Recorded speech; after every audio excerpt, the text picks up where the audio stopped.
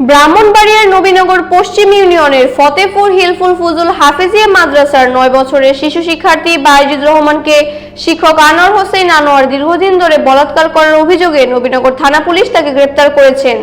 বিস্তারিত থাকছে শেখ মিহাদের প্রতিবেদনে।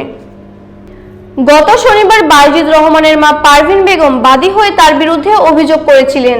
নবীনগর থানার ভারপ্রাপ্ত পুলিশ পরিদর্শক মোহাম্মদ আব্দুর রাজ্জাক জানান, অভিযুক্ত শিক্ষক আনোয়ার হোসেনকে গ্রেফতার করে থানা হাজতে রাখা হয়েছে। তার বিরুদ্ধে আইনানুগ ব্যবস্থা গ্রহণ করা হয়েছে।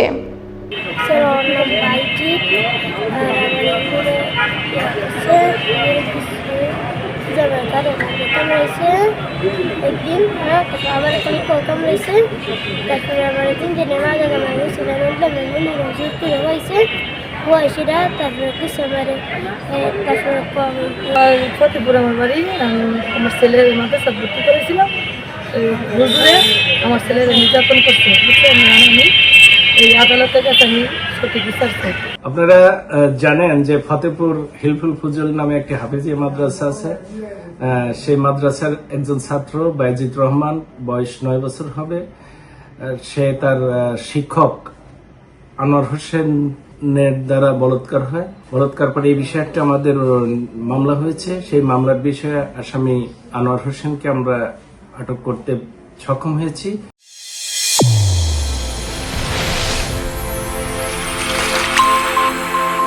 চ্যানেল A1 হৃদয়ের স্পন্দন।